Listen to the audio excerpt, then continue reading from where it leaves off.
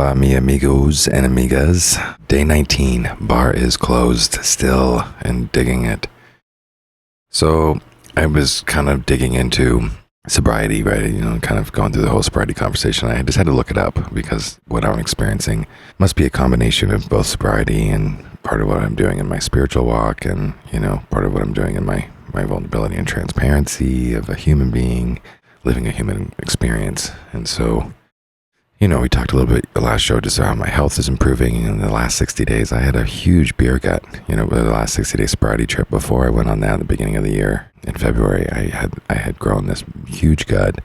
It felt daunting to even think about getting rid of it. I was uncomfortable even with the thought of exercise because I would just look like hell.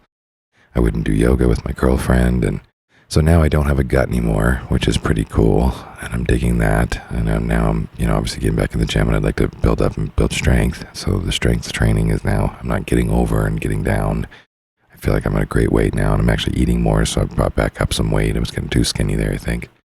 But I guess, I was kind of digging into, okay, so there's the health aspects obviously around drinking. And, that's, everybody can, nobody's trying to argue that. Although the trade-off was worth it for me. But now, not so much, right? And I can see a much more return to the athletic side of myself and enjoy the strain of working out and building my body back up and being in the best shape of my life, mentally, physically, emotionally, spiritually. So what is sobriety, right? So there's obviously the main thing, which is a state of being sober, the non-drinking, but sobriety just doesn't say not drinking. It says a state of being sober. And then it speaks to it like, as an example, the price of beer compelled me to maintain a certain level of sobriety. So it assumes the non-drinking, right? But then there's this other version of it that says the quality of being staid or solemn. The quality of being staid or solemn. And I had to look up staid, and it says sedate, respectable, and unadventurous. Staid, sedate, respectful, and unadventurous. And it's so bizarre that when I came into this, I was saying, exactly that. I don't want to be dull. I don't want to be mundane. I don't want to be sedate. I don't want to feel sedated, right? I need range. I need to use the potion to, experience a variety of ranges that I seemingly had lost touch with doing on my own. But what I will say now with, kind of being more patient in life in general, not being in a rush to do anything because there's nothing to do to get to, I'm there. I'm in that kind of staid point where everything is unremarkable. It's all not exciting. And that's new for me, right? I've lived a pretty adventurous life and insisted on it.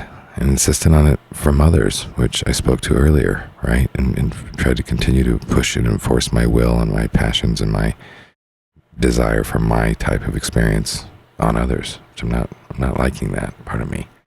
But now really seeing the kind of regular, steady, everyday life, that simple life that I said that I did have a fantasy about, you honestly do start to enjoy the little things. And everybody's always tells you that. It's the little things, And it's almost like, when you're living all kinds of big things and fun things and you say that, but it's just like, it's shtick. And I'm like, sure, it's the little things. No, it's not the little things. You like the trip to Paris, or you like the this, or you like the that. The little things would be nice if it was that, but we really like the big things. But no, I'm watching Tahoe now. He's totally dialed in on the property. He doesn't wander off. He sits on the porch perfectly as he needs to. Lets deer walk by and turkey and don't chase him. He hasn't rolled around in turkey shit in a while and have to take an immediate bath or try to run in and rub it all over my carpet. And he was laying out in the snow for hours while I was working in the garage. And so it was a terribly unremarkable moment, but yet at the end it was so satisfying. It was kind of like that book, The Unbearable Lightness of Being, which was always a favorite to me. Like I knew someday maybe I would start to desire and get to that place that kind of embody in that book. So that's a mouthful. What else? I guess another cool outcome right now, day 19, is that I have been chugging along on all kinds of tasks that I would not normally like to do. And I'm the kind of person who really can procrastinate on certain things that I'm not down to do for a long time.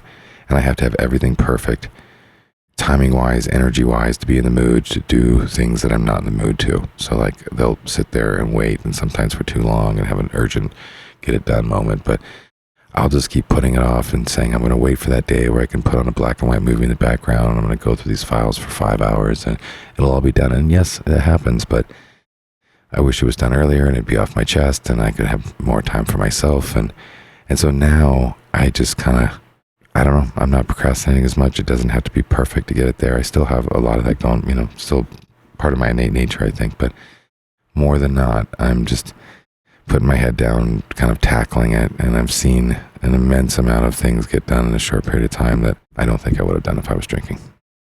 Or not nearly as fast and not nearly as painless. So that's my journey for now. Really appreciate you guys.